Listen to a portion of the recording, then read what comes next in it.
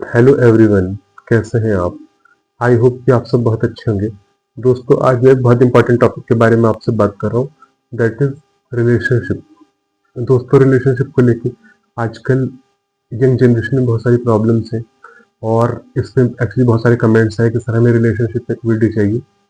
तो मैं आज उसी टॉपिक के बारे में आपसे बात कर रहा हूँ। तो दोस्तों, ऐसा क्या रीज़न है कि रिलेशनशिप में आजकल इतने सारे प्रॉब्लम्स आ रहे हैं और मैरिज के बाद इतने सारे इश्यूज हो जाते हैं? तो इस टॉपिक पे मैं आपसे बात कर रहा हूँ। बेसिकली इंसान को शादी करने से पहले या आपके लाइफ पार्टनर में ऐसी कौन सी क्वालिटीज है जो होनी चाहिए एक लॉन्ग लाइफ रिलेशनशिप के लिए? तो सबसे पहली चीज है respect. If you are not respecting your spouse, your life partner, then it's very difficult to survive with that person in the long run.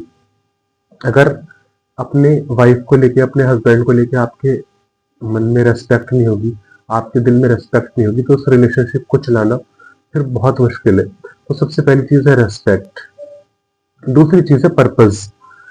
अगर आपके स्पाउस के साथ या आपके हस्बैंड के साथ, आपकी वाइफ के साथ आपका जो पर्पस है वो अलाइन नहीं होता, तो इस रिलेशनशिप को लॉन्ग रन में चला पाना बहुत मुश्किल होगा।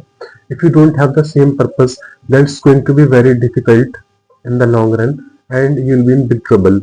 तो कोशिश करिए कि आप लोगों का जो लाइफ का पर्पस हो वो सेम हो, और उस पर्पस के साथ अगर दोनों लोग एक साथ रहेंगे तो ज्यादा इजी होगा जिंदगी को जीना। दूसरे है वैल्यूज एंड चॉइसेस। अगर इस स्पाउस की आपके साथ वैल्यूज जो है वो कनेक्ट नहीं करती और आपकी चॉइसेस हैं वो आपके लाइफ पार्टनर के साथ अलाइन नहीं होती, तो फिर लॉन्ग रन में बहुत ज़्यादा मुश्किल होगा इस रिलेशनशिप को निभाना। तो सबसे बड़ी जो आजकल प्रॉब्लम आ रही है वो यही है कि हमारे स्पाउस के साथ, हमारे लाइफ पार्टनर के साथ, हमारे सोलमेट के साथ हमारी जो वैल्यूज एंड चॉइसेस हैं वो मैच नहीं करती।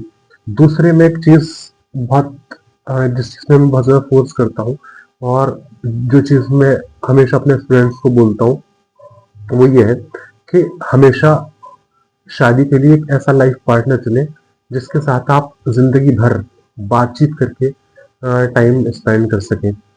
सर्च अ गर्ल और a boy with whom you can talk on each topic of life without any kind of physical relationship. Physical relationship के बिना सालों तक जिसके साथ आप बातचीत करके अपनी जिंदगी गुजार सकते हैं, तो ऐसा ही आपका एक लाइफ पार्टनर होना चाहिए। दूसरे, companionship. Your life partner should be your companion. अगर आपको लग रहा है कि आपका जो लाइफ पार्टनर है उसके साथ आपने इसलिए शादी की है कि उसके साथ आपकी लाइफ फुलफिल होगी, वो आपकी ज़िंदगी आसान हो जाएगी, तो ये शुरुआती गलत है और इस तरीके से कोई भी रिश्ता जो है वो लंबे टाइम तक नहीं चल पाता। एक बात और मैं यहाँ पे बोलना चाहूँगा कि जिस इंसान के साथ आप एक रिलेशनशिप में जा रहे हैं, तो हमेशा याद रखिए अपनी ज़िंदगी में जब तक आपकी अपनी फुलफिलमेंट नहीं होगी, जब तक आपकी अपनी लाइफ जो है वो फुलफिल्ड नहीं होगी, तब तक आप किसी और की लाइफ में कोई फुलफिलमेंट नहीं कर सकते। तो सबसे पहले अपनी लाइफ को आप, जब तक आप अंदर से खुश नहीं है और आप सोच रहे हैं कि शादी के बाद आपको खुशी मिल जाएगी, तो याद रखिए हमेशा अभी आप अकेले नाखुश हैं, अभी आप अकेले दुखी हैं, शादी के बाद दो दुखी हो जाएंगे। और अगर अनफॉर्चुनेटली आपने इस कंडीशन में, आपकी लाइफ में कोई और आ गया, तो तीन दुखी हो जाएंगे। So this kind of marriage does not be successful in the long run. So always try to make a healthy relationship with your spouse and try to always indulge in some kind of healthy relationship. तो हमेशा अपने spouse की respect करिए, आपका purpose align होना चाहिए, आपकी choices और आपकी वैल्यूज आपके स्पाउस के साथ मिलनी चाहिए, और हमेशा शादी से पहले अपनी लाइफ को फुलफिल करिए।